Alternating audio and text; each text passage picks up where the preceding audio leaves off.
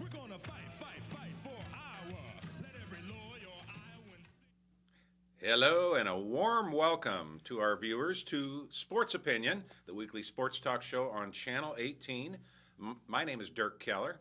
This is our very special guest, Pat White. Earl Murphy's always here. Bud Supple is not here. He is stranded in Iowa somewhere up near Dubuque, where the snow is much heavier and the winds are, I guess, much higher. So we're going to do this show just the three of us, and I think we'll do just fine. So since we last met, we learned that the Hawkeye football team will be going to the Outback Bowl, as we suspected, and they will play Louisiana State University. Pretty interesting matchup, a reprise of the big game, the Capital One Bowl in, what year was that? 2005. I knew you'd know that. 2005, when Drew Tate connected with Warren Holloway on a 56-yard touchdown on the final play of the game to beat the LSU Tigers, who had come back from a pretty significant, I think, a 17-point deficit that game. Yeah, we had them. They were on their third quarterback. Yes, and that quarterback. And we all thought the game was. We thought we were toast. Yeah. Yeah. The clock was running out, and Yeah. I'm not sure to this day. I've never heard him say whether he knew the time was running out or not. Gary Dolphin didn't think he knew. And my goodness, I couldn't believe it. Yeah, and we're going to be able to relive that moment time after time yeah. between now and January 1st. One of the plays that I don't think anybody will ever forget. No.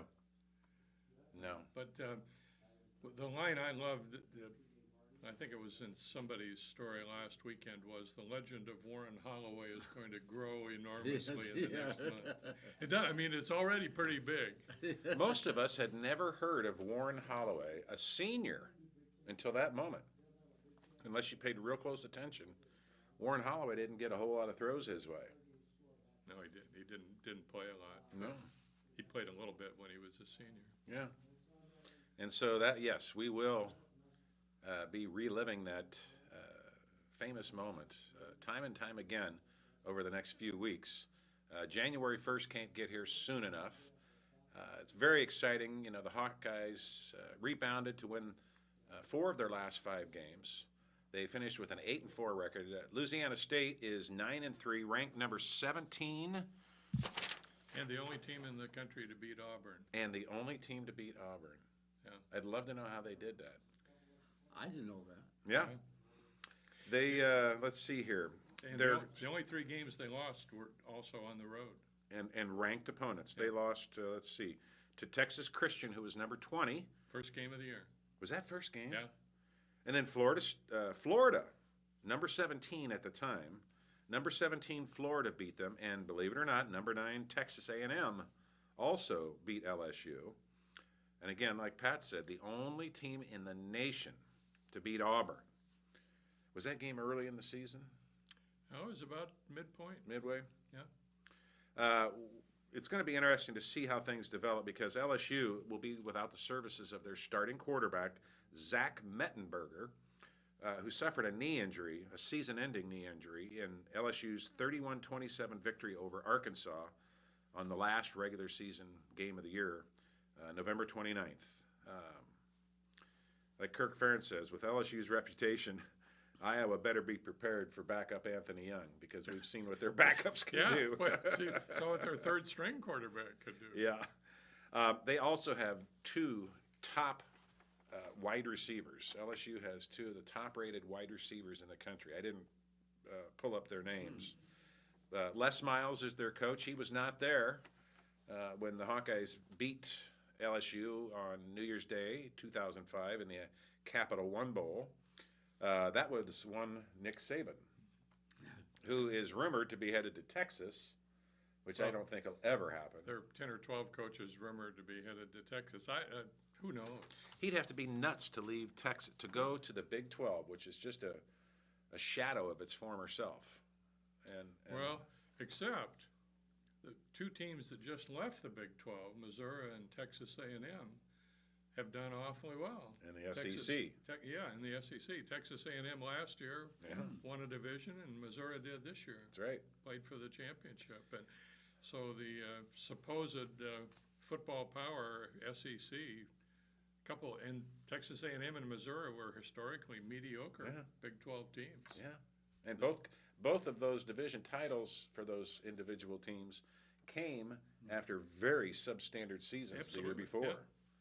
So I don't know. The Big 12 may be pretty good. I mean, I'm still, in terms of the Big 12, I'm still wondering how Oklahoma makes a BCS bowl. I don't understand that, but there they are. A lot of that's reputation. Yeah. This is the last year for the BCS. Next year it goes to a 4-team playoff. Still trying to figure out how that will develop and unfold, but Well, there's a committee that'll pick Yeah. the four yeah, instead of a computer. yeah. And you were talking about LSU's coaches, Les Miles, who's the proverbial Michigan man. He played at Michigan for Bo Schembechler and coached with him. And didn't he turn down that job when Rich well, Rodriguez took it? Nobody really knows for sure. But I think we know for sure he didn't show a whole lot of interest in going back there. Whether he really would have if offered, we'll never know. But his offensive coordinator is also a former Big Ten coach, Cam Campbell. Oh, sure, from Indiana. Yeah. Yeah, A lot of time in the NFL as a coordinator. offensive coordinator, Yeah, right? yeah. Yeah, that's right. Who did he work with in the NFL? Oh, I think a couple of different teams, and drawing a blank on which ones. But, I mean, he's generally thought to be one of the best offensive minds in the country. Well, no doubt Iowa's going to have their hands full. Nobody so far is picking Iowa to beat LSU. They're favored by 9, aren't they? Is that right? Started out at 8, I think it's down to 7.5 now. Wow. Wow. Well, I think that's the perfect scenario for Oh, Iowa. absolutely. It's beautiful.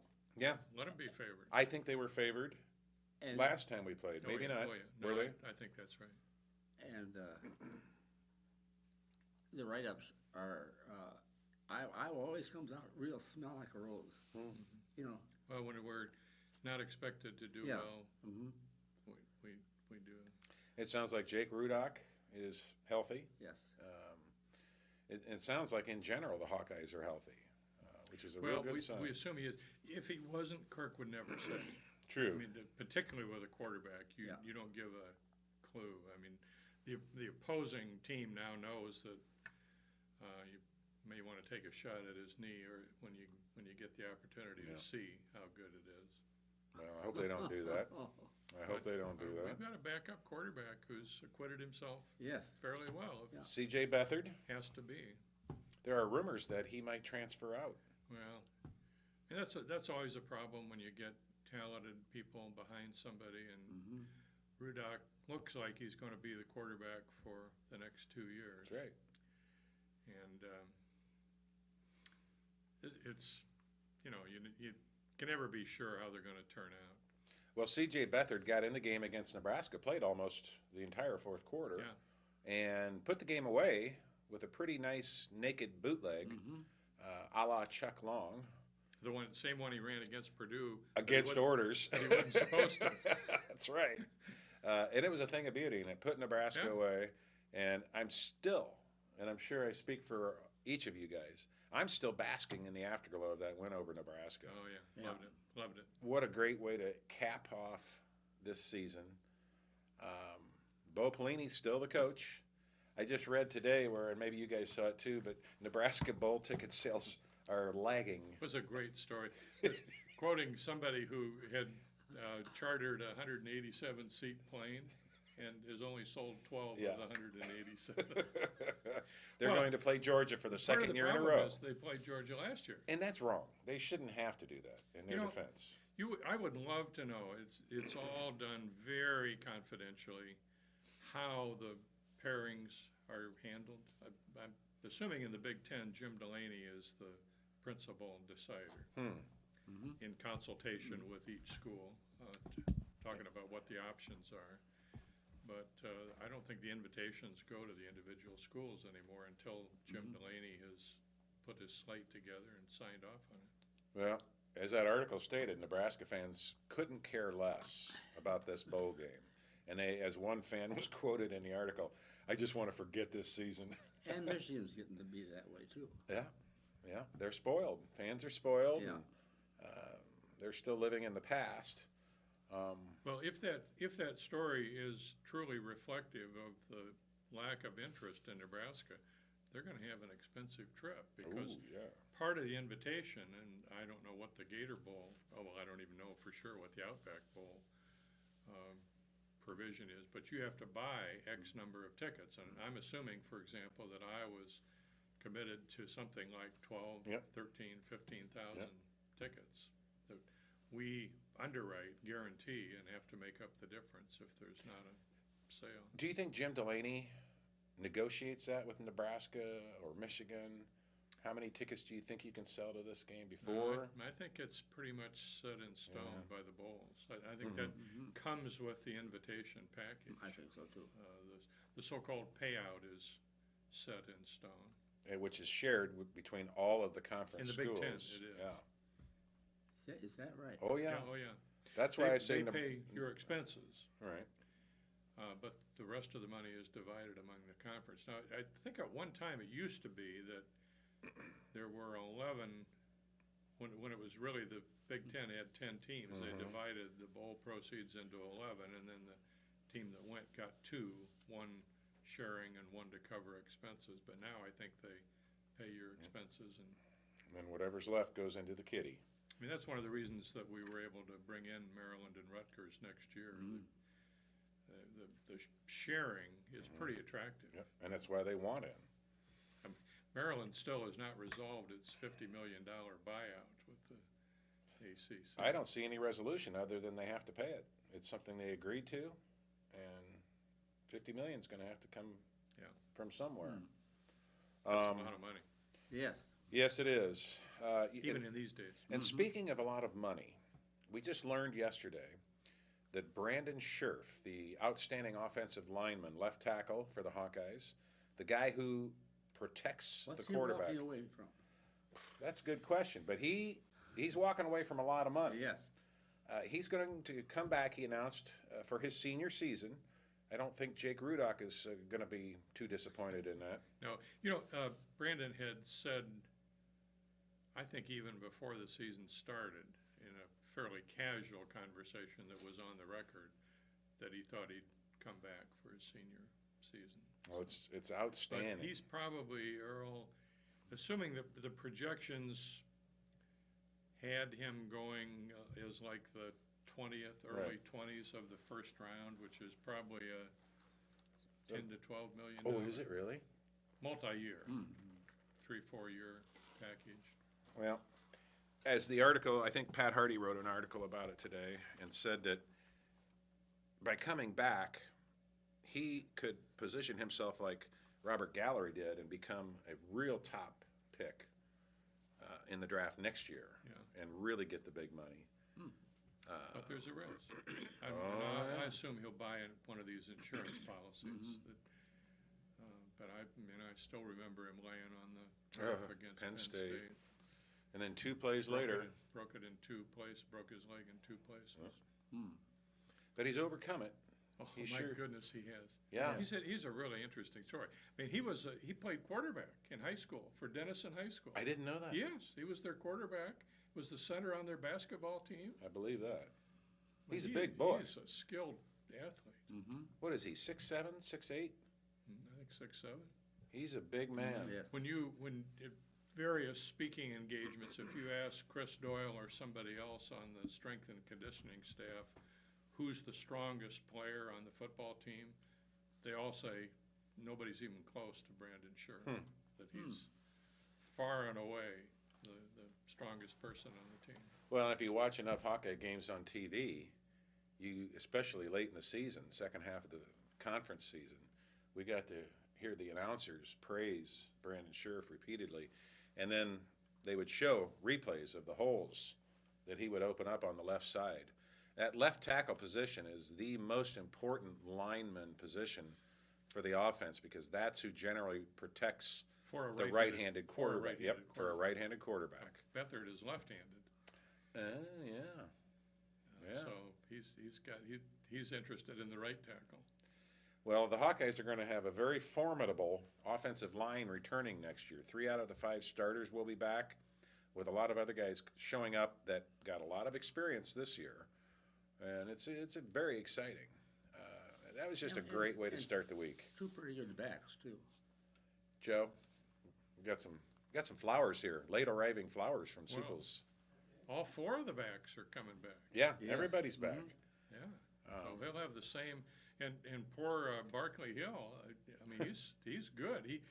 He was fairly close to being one of the top 2 running backs when he blew out his knee. Yeah. And he didn't see the field and probably won't again next year. And Barring injury. yeah, And let's say this right up front. Oh, Joe, you are so thoughtful. Ladies and gentlemen, Joe Murphy is here, bringing flowers, the gift of... it looks like a Christmas decoration. It sure does. A little red carnation with a little springy thingy on top. Springy, sparkly gold thing. You know, injuries play a big role every year for every major football team. And as we know, last year, the Hawkeyes suffered a lot of significant injuries. Brandon Scherf was one. Who was the other lineman that went down last year? Donald. Yes, Andrew Andrew Donald. And that was like 2 plays apart from one another in the same He'll game. be back. Yes. Yes, he'll Andrew be a Donald senior. will be back. He'll be a senior next year. Yeah. And so the Hawkeyes were relatively unscathed this year, and we had very timely bye weeks that allowed players who were nicked up, like Mark Weissman at running back, like Jake Rudock at quarterback, to heal, recover, and get ready for the next game. We saw what injuries did to teams like Nebraska. I mean, that's all we heard in that Nebraska game was how badly they'd been injured and decimated. And it showed. They were. Yeah. We talked about third-string quarterbacks. They were down to their third-string quarterback. And their offensive line had been makes gutted. Makes a difference. Yeah. Yes, it had. So I What's think going to happen to him, who? the coach? Pelini? Who knows? I still can't believe I they'd can't- have him back. I can't. I mean, the AD came out the Sunday after the Iowa game and Yeah. gave him a great bill of health. Yeah. I mean, I think that's part of the, again, if the stories are true about the lack of Nebraska interest, that they've got to evaluate that whole program. Boy. What did you think, Pat, when you're watching that game the day after Thanksgiving, and you see Pelini take off his cap and whip it in the face of that Well, I thought linesman? thought he was a disgrace. And Yeah. then I heard the tape of his Yeah. post-game news conference where he used an expletive Yep. describing the referees, and I knew immediately he was in for a fine. Well, I don't understand. They fined Nebraska instead of Pelini. In fact, I even thought the Big Ten might suspend him. Yeah. But they didn't. I thought when he flicked that hat in the face of that referee, that was it. That was his career at Nebraska. I did over. too. And, That and moment. It might be. And it still might Still be. could That's be. right. But time is ticking on him. If they were going to replace him, they ought to be Yeah. out No. knocking so. on doors and interviewing people. Well, time will tell. Who do they play? They play Georgia Okay. in the Gator Bowl. Same team they played last year in the, Alamo Bowl or something? I forget where it was. Same team they lost to last year. Yeah. Going back to our offensive line, by the way, we talked about Andrew Donald. It had been assumed every time Scherf was out for a play or two, he came in and played left tackle. And so the assumption was that was who was going to be our left tackle Yeah. next year with Scherf gone. And so he played quite a bit at guard this year, rotating with Jordan Walsh at right guard. So my assumption is he'll move over, either he or Walsh will move over to left guard. Or they might even play Donald at right tackle where Van Sloten's Where's Walsh from? He's from someplace in Illinois, I believe. Jordan Walsh. I can't remember. I can't remember. Maybe producer, director Joe Murphy could look up where Jordan Walsh was raised. Ryan Ward, who was a redshirt freshman tackle, offensive tackle this year, has been my assumption as a starter at right tackle on the assumption that Donald would move to left. I wouldn't be surprised to see them both in the line with Ward at right tackle and Donald at either right or left guard. Well, we also But it'll learned be a good line. the Hawkeyes got a major commitment from a top quarterback recruit out of the Chicago suburbs of Illinois. His last name is Beneventi, Yes. and I guess he's a tall, 6'6" quarterback with I guess a cannon for an arm. He's a junior in high school now. He'd been recruited by a lot of the top schools, and it was a big coup. Glendale Heights, Illinois, Glenbard West was the school. Thank you. Jordan Walsh, Glendale Heights, Illinois. So that's a big deal. I also made It me is a think. big deal, but doesn't it leave you wondering about Drew Cook? Yes, just you read my And mind. the quarterback at Des Moines Dowling, Mhm. who's really good and is only a junior, Mm-hmm. where they are on, He if was at all. originally from Newton. The Dowling quarterback. Mhm. Oh, Can't think of his name, but yeah, that's a real good Doyle. point, Pat. Doyle's his Doyle name? or Boyle? Boyle. I think it's Boyle. Boyle. I think it's Boyle.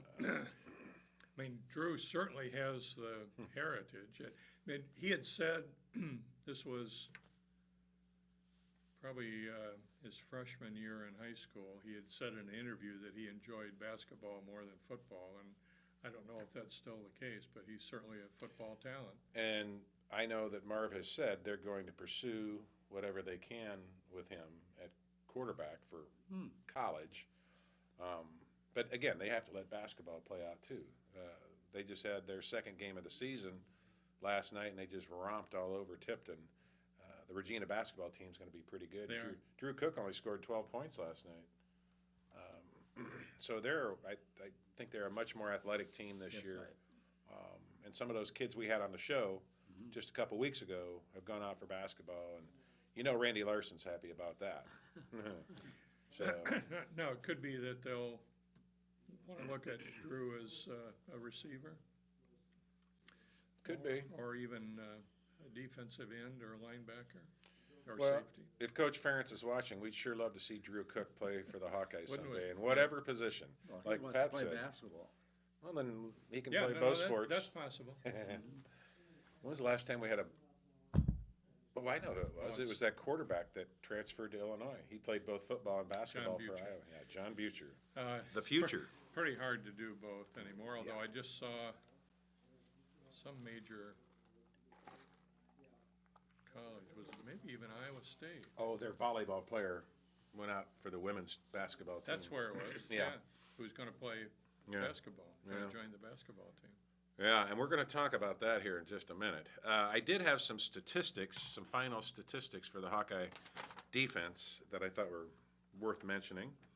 Let's see here. Brandon Scherf and Anthony Hitchens were named the team most valuable players at the end of the season. You know, I thought that Blythe was pretty good. Who? Blythe, he played. Yeah. Oh, yeah. Yeah, he did a good job. Yeah, and he's got a good future. Mm-hmm. Austin, is it Austin Yeah. Blythe? Austin, he's got a younger brother who's on the team as a freshman. And- Williamsburg native. Yes.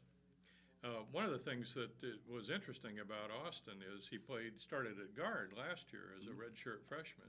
And this year they moved him to center, and he did very well. That's right. They like that. Yeah. I forgot about that. Somebody intelligent. That's what it takes.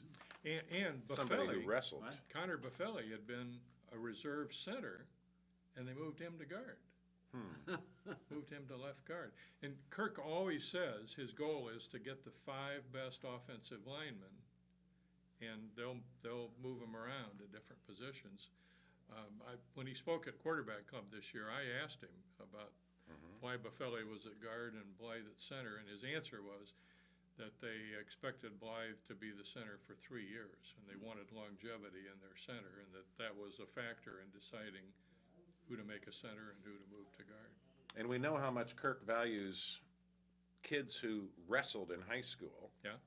And we know the Blythe family are noted wrestling successes at heavyweight in Iowa high school lore. It'll be interesting. Steve Ferentz has been moved to center. Really? Yeah. So he's put some weight on. Yeah. It'll be interesting to see. I mean, he'll be a senior by the time Austin Blythe Right. graduates. Right. And it'll be interesting to see what happens. We're trying to get Brian Ferentz on our show next week. Oh, yeah. Here? Yeah, it'll be our last show of the year. Bud's working his magic, and we'll see if we can't get Brian Ferentz on our show. So, yeah, those two guys, I'll say it again, Brandon Scherf and You know, Anthony I can Hitchens were named communicate with him by MVPs. Tweet. I don't tweet. I don't either. I don't tweet. You do, probably. What? Twitter. Are you on Twitter? No? That's how to get a hold of Brian. Are you on Instagram? No. No. I don't know. I'm not either. I am on Facebook, as is Pat. No, Pat's not. You should. You should spend more time there. Let's see. I want to tell you the Hawkeye offense averaged 188 rushing yards per game this season, which is pretty phenomenal. And the offense allowed only 12 total sacks all year. So that's one per game. What did we get? I don't know how many sacks we got, but it was way more than 12. Yeah, it was way more. I think going into Nebraska, Wasn't a huge amount, but we got some.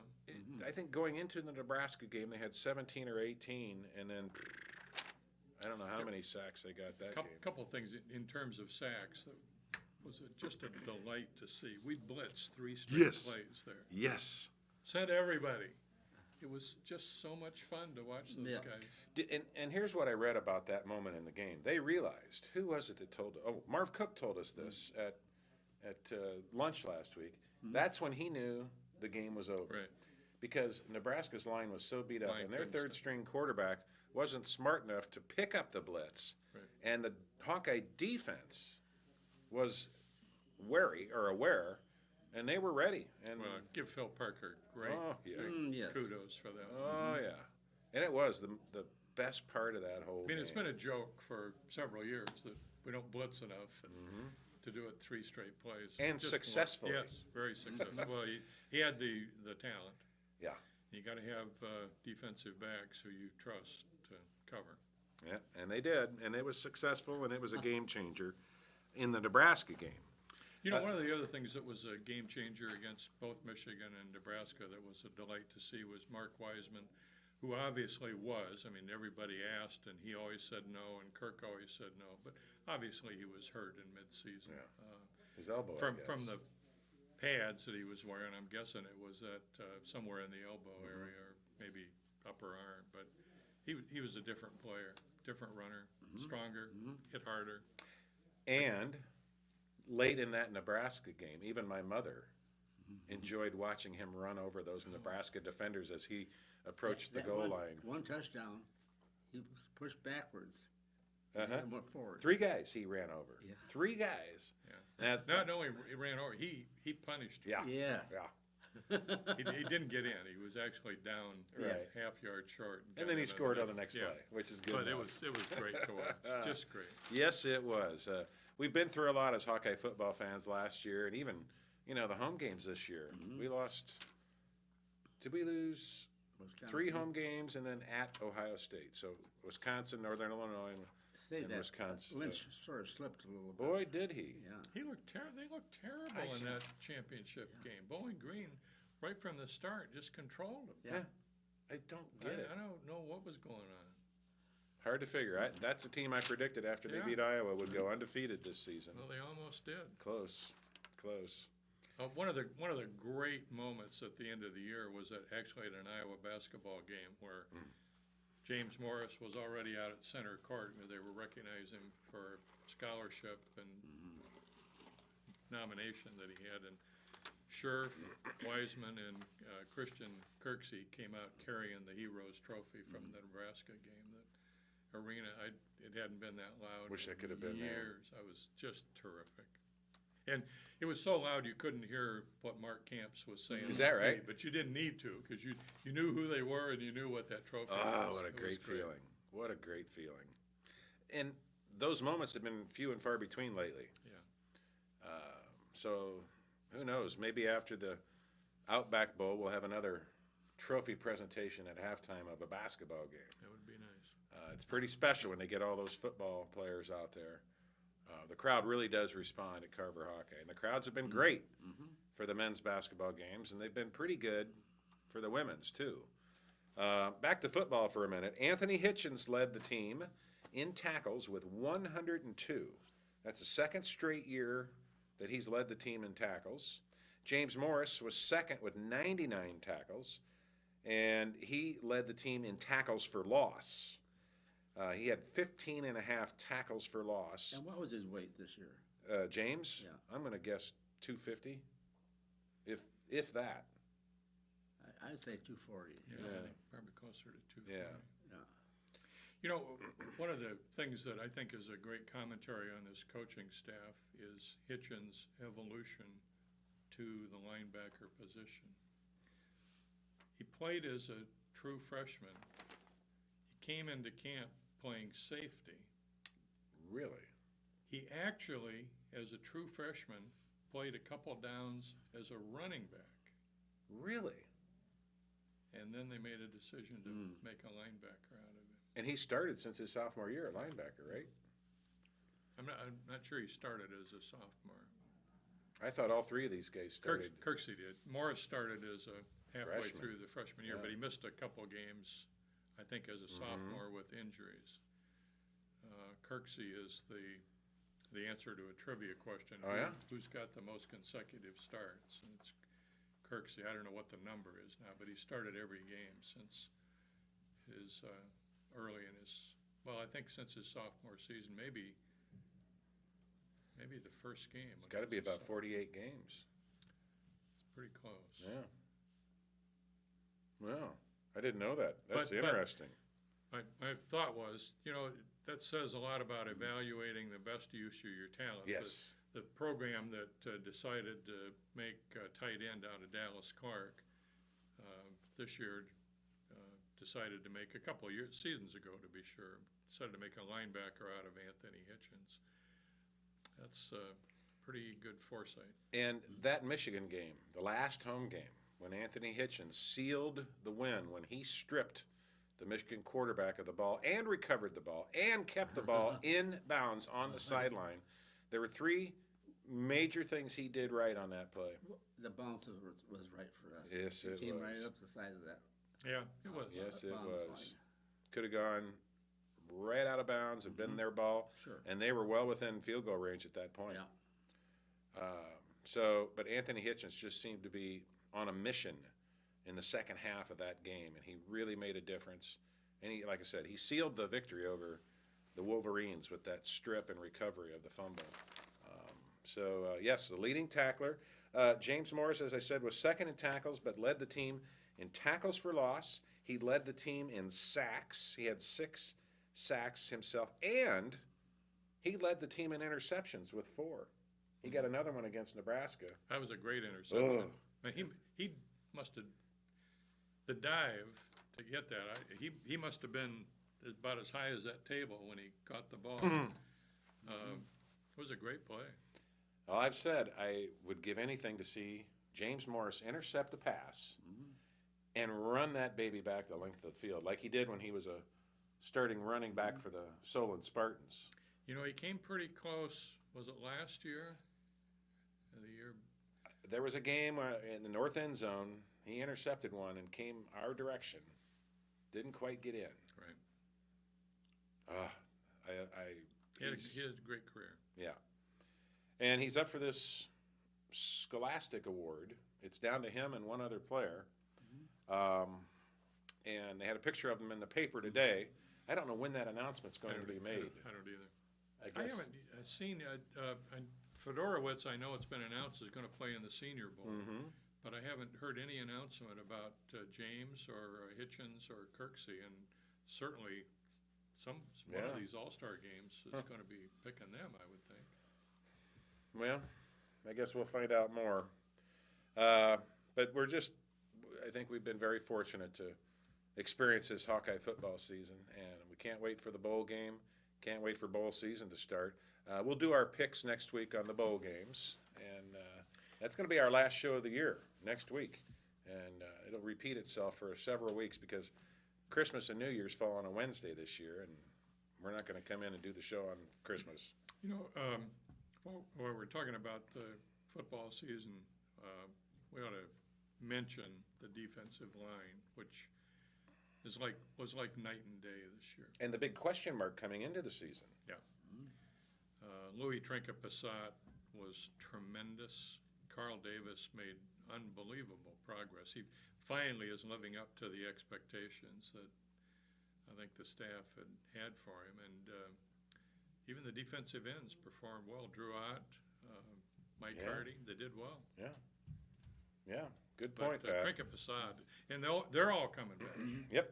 The whole defensive line is back, except for Dom Alves, who had a kind of a tough second half of the year Yeah. with a back injury. I hope he gets healthy enough to play in the bowl game this year. Yeah, that would be nice. Louis Trinket-Passat, as Marv Cook says, the law firm of yeah. Louis Trinket-Passat. I love You know, that. he's one of those guys that came early. Kirk doesn't like this, Oh, yeah. but he the same time that A.J. Derby left high school and enrolled at Iowa early, Trinket-Passat did the same thing. So they went through a spring practice before their true freshman year. So he's been here, and it shows. Where's he from? Chicago. Yeah. I think Lane Tech, as I recall. One of the I think you're right. one of the old line Chicago schools. Yep. One other thing, there was a high school recruit, be a year ago, 2 years ago probably, when the recruiting started, that committed to Iowa, defensive end named Trayvon Young, who got into some trouble with the law, not once but twice his senior season, and his scholarship was taken away by Kirk Ferentz. He has since enrolled at Iowa Western Community College. He is a freshman this year, and apparently has done very well in the classroom as well as out of the classroom. And Kirk Ferentz was there yesterday to meet with him, and he is getting scholarship offers and visits from just about every major school in the Midwest. Brett Bielema was there either earlier this week or last week, I think. Somebody else big was there. What happened to him? Forget exactly, but he was running with a bad crowd. Okay. And got in trouble. Got arrested once, Maybe twice. twice, Yeah. while he was still in high school. Yep. So apparently he's seen the light, and he's the kind of player who could come in here and have an instant impact. He's being compared physically to the 17-year-old freshman Spearman. Reggie Spearman. That's good. I guess he's a beast, Trayvon Young. But he's a little bigger than Reggie. Yeah. Is he? Yeah. Apparently, I want to say Ole Miss and some other SEC teams have offered Trayvon Young. Rumor is we're looking at, and I don't remember this name or what school he's at. There's another junior college defensive end that we have an interest in. And I think fairly clearly, even for next year, but certainly for the future, defensive end is one of the positions that they'd like to get some depth at. Yeah. Time will tell. Some of these JUCOs are going to make their junior college players are going to make their decisions here real soon, before Christmas probably. So stay tuned. And also, we're going to switch gears here and talk a little basketball. It's big-time rivalry week. What a week. Yes. Back-to-back nights. And I'd love to know if this has ever happened, but we've got the women playing at Iowa State tomorrow night, the men at Iowa State Friday night. All four teams are ranked. Yeah. Has that ever occurred Well, before? it's been 20 years since the men were both ranked. I don't know about the women. Well, it was 87 the last time both teams were ranked and met. That's my understanding. So that's 26 years. Yeah, and that was the infamous LaFesta Rhodes Oh, game. my. And if you're You ever, didn't need to bring that up. do you get Cyclone TV on your? Yeah. Okay, this week. 165 on Yes. MediaCom. Channel 165, and that's where the men's basketball game will be telecast Friday night. No, women. Oh, women. Okay, I'm Women sorry. tomorrow night. Men is Men are ESPNU. ESPNU. Yeah, we'll go back and cover that in a little bit. This week on the Cyclone Network, they've been replaying lots of different Iowa State games, They don't men have any and women. They don't have any programming. Yeah. They run everything over and over and over. And you can see the little timestamp on there for WOI TV, Yeah. which was the former Iowa State-owned TV station. Yeah. So this week I've been able to watch the LaFesta Rhodes game, and I was able to watch one of Angie Lee's teams that came in ranked and lost at Ames. So if you watch, it seems to be nonstop. Whenever I am surfing and I go over there to Cyclone TV, they've got one of our games on. You know, I'm really envious of their crowd for women's basketball. Man, there'll be 10, 11, maybe even 12,000 people in that arena And it'll be loud. tomorrow night, and they'll be loud. Yeah. Yeah. So the women, the Iowa women, are ranked number 21. They have a record of 10-1, and that's after beating number 22 at the time, Syracuse, last Thursday. It was a great game. That was a game for the ages. Yeah, it was fun to watch.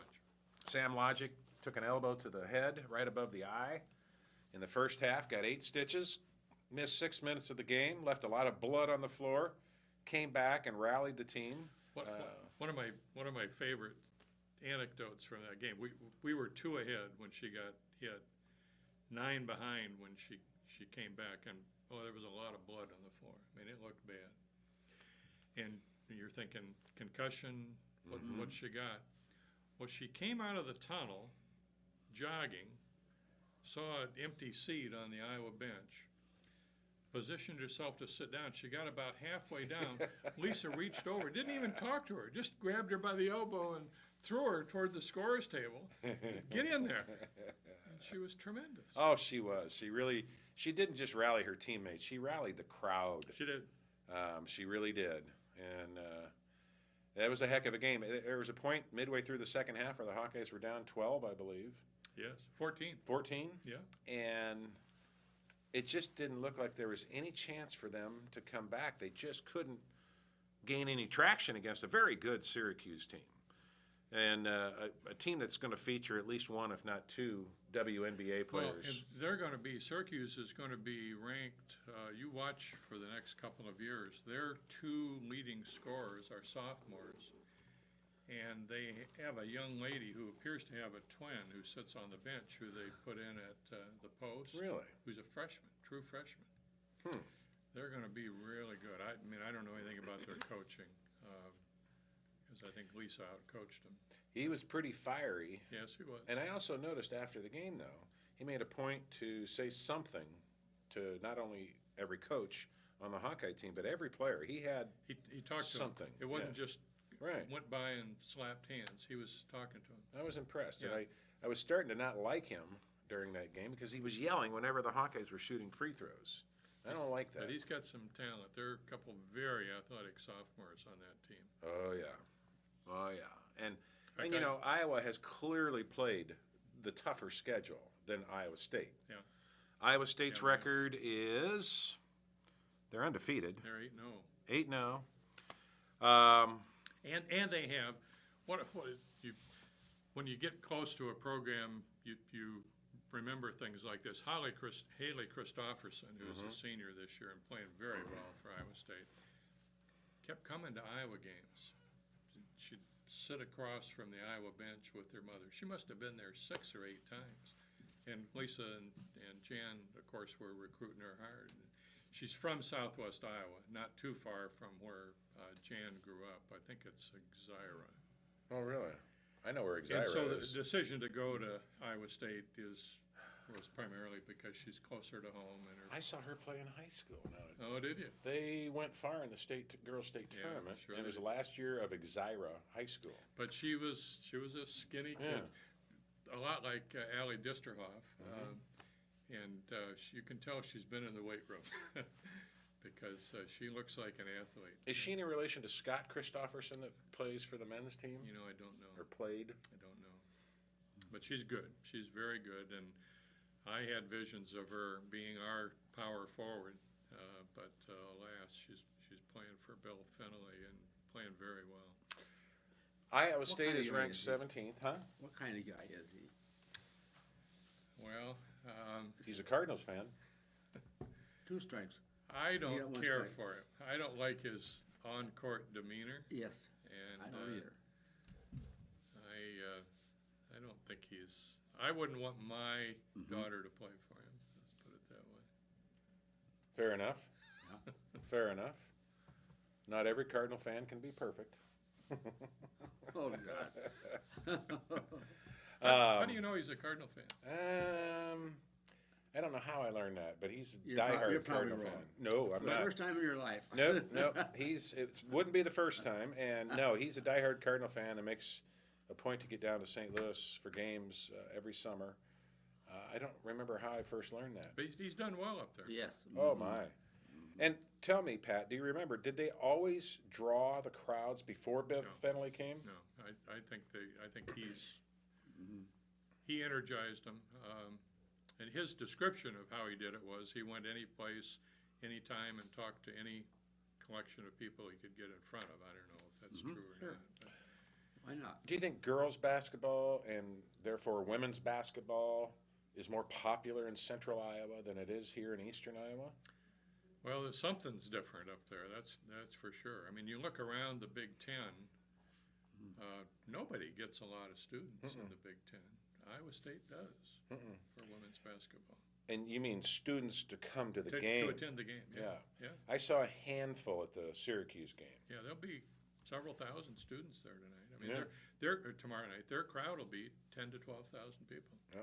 And And we had announced crowd of 3,500 for Syracuse.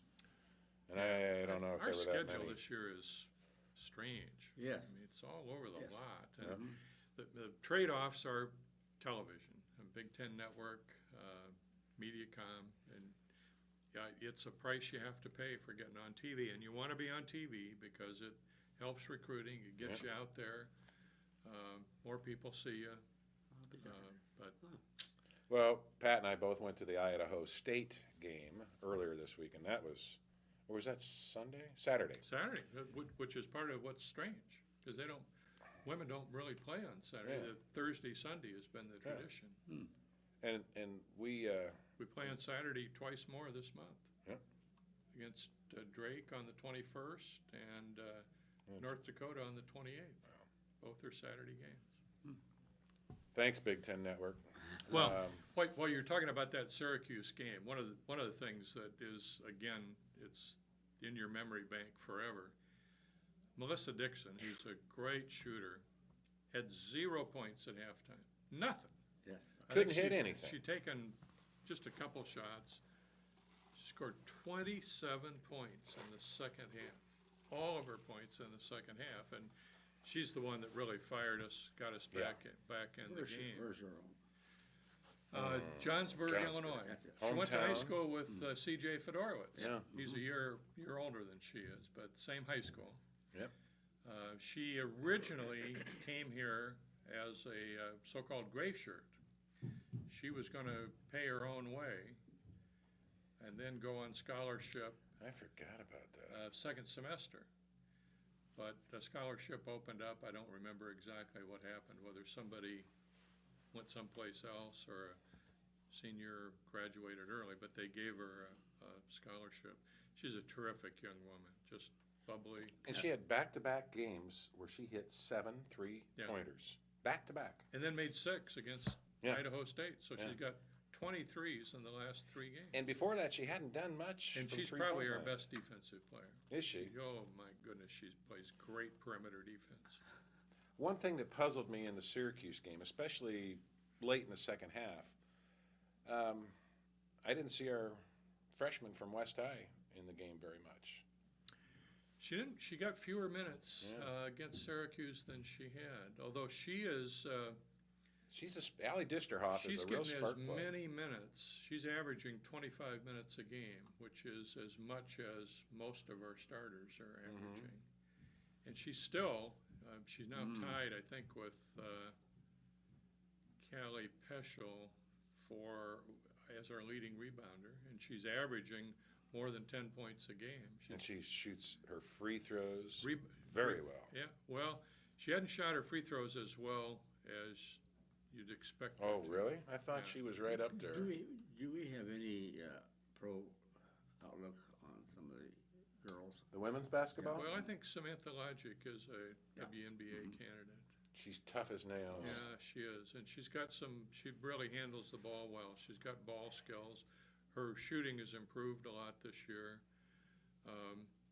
Bethany Doolittle has the potential, and if she improves as much between now and next year as she did between last year and this year, she'll have the potential for it.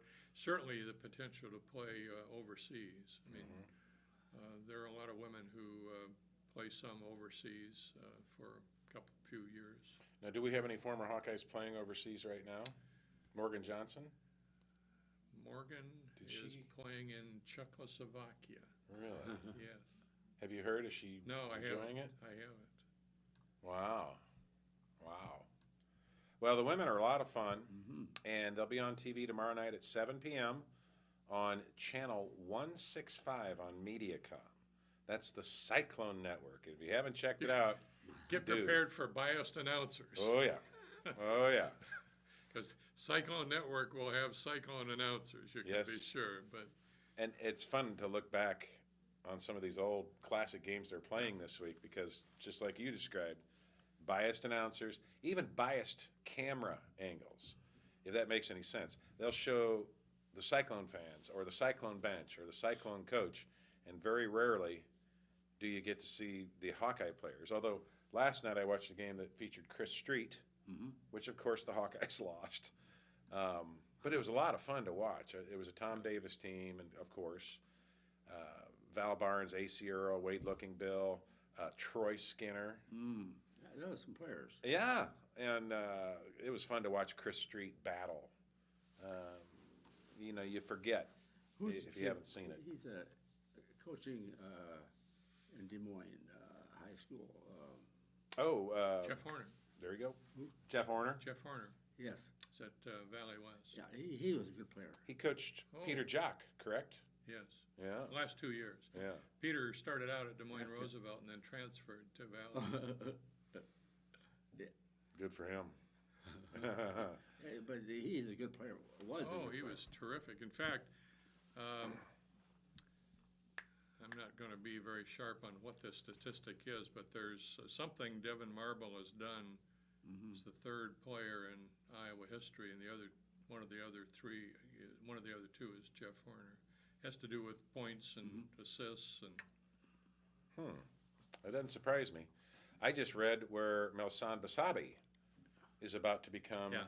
the 42nd member of the 1,000-point club for the Hawkeye men's basketball He's team. had a good year. Yes. He's playing with energy. Yeah, yes. And we're going to switch gears to the men's basketball team now, and we've got about 9 minutes to talk.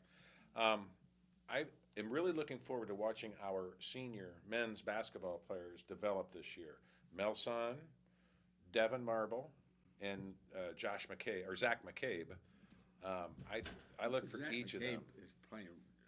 Well, he certainly did down in the Bahamas. I think he's cooled off a little bit since he got home. But yeah, he's playing really, they're all playing Yes. well. They're playing like seniors. It's still is a strange team. I mean, you forever hear coaches say, we want to find a 7, 8, 9-man rotation, and Yep. here we are playing 10. Soon to be And 11. we got Josh Oglesby, who's about. Yeah. I mean, Fran said he may play Friday, Yeah. How but about he's that? going to be playing for sure in the game after that. And to a man, they say he's the best shooter on the team. And one of the best defenders. Yes. Yeah, although Peter Jock shoots pretty well. Oh, doesn't he though? But And he got, who got the most minutes against Farley Dickinson? Peter Jock. Really? Played 24 minutes. Is that right? Well, there was a lot of mop-up duty that game, and somebody had to run the court. Well, he was doing it. Yeah, and the Hawks are averaging. I forget what their actual per game point average is, but it's around 90. That's impressive. Yeah. Another thing that's impressive. I don't know if there's a stat on it or not, but they make a basket sometimes 4 seconds. You know, it's Oh.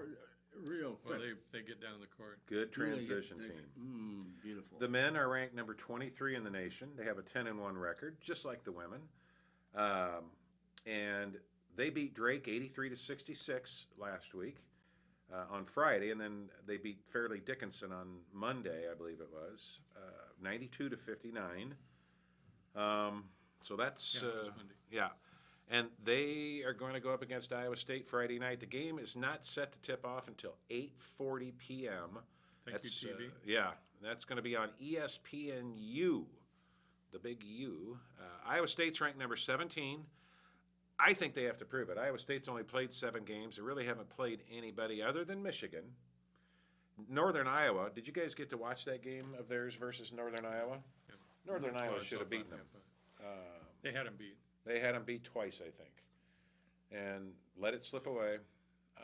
I think it's proof that they're very vulnerable, and But the so-called Hilton Magic will certainly be at work, and yeah, I mean that's worth it's real. 6 to 8 points probably. It's real, and the Hawkeye men better be ready, better be loaded for bear from the get-go. We haven't seen anything like. I mean, this is our first real road game. Yeah. And it'll be the place will be hopping. We haven't seen anything That's Friday. remotely Friday like. night. Friday night. Friday night, Well- 8:40. Well, and the 40 after the hour is odd. Yeah. Why is it 10 minutes after 8? I don't know. ESPNU's probably got to get some programming in between the first game they play and the second game. That's my guess. That's what it usually boils down to. Let's see here, Hawkeye men. This, as I mentioned earlier, it's the first time the two teams have been ranked and played each other since the 1987 La Fester Rhodes game. And I think all of us can probably remember where we were that night. I was at I was at the Ironman Inn at a Christmas party, watching that game and just stunned at what this guy was doing. And you can relive it on the yes. Cyclone TV network this week. They're running it pretty much 24 hours a day. He really had a moment in time. Oh, I guess he did. He was unconscious. Was it 57? 57 points, and he made them in every fashion. Whether it was, and he was left-handed, if you remember. He would bank in corner shots. He would hit three-pointers. He would drive the lane and slam jam them home. He hit free throws. He did it all, and rebounded quite well too. A lot of tip-ins.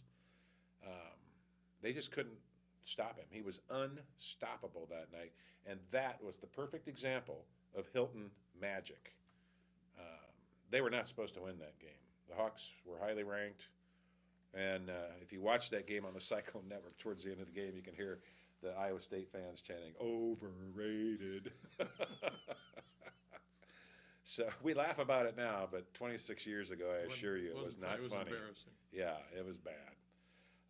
So I big gotta game. ask you too a Mhm. question.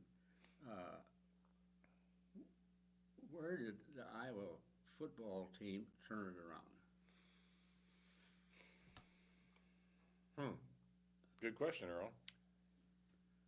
You can't say we turned it around in Wisconsin. But we beat, Well, we played awfully well at Minnesota. yes, we did. But that wasn't the turnaround point. That's Probably the overtime against Northwestern. yeah, was the- right there, Okay, right there. that's right. Because I mean, that was Northwestern was losing to every. I mean, we didn't know it at the time. but Yeah. The only game they won was their last Big Ten game. Well, the Yeah. only Big Ten game was the last one of the year. That was And they the only one. almost beat us. We Yes. barely pulled it out in overtime. we had a good first half, bad second half, hung on, tied, And it was went to double overtime, double. and nope, just single. Just one. Northwestern was And just speaking of one, we've got 1 minute to wrap up Okay. this show. Hawkeye wrestlers are at home for their home opener tomorrow night, hosting Buffalo at 7 o'clock. The game will be on KXIC Radio. And so I just, Pat, want to thank you and hope that you'll be back to see after you the again. holidays and be with us every week, because whenever you're on, I get a lot of compliments on your work and can't thank you Well, enough. I- It's really It's good. good to see you guys. On behalf of Pat White and Earl Murphy, I'm Dirk Keller, thanking you for watching Sports Opinion every Wednesday night at 7 p.m., every Sunday night at 6 p.m.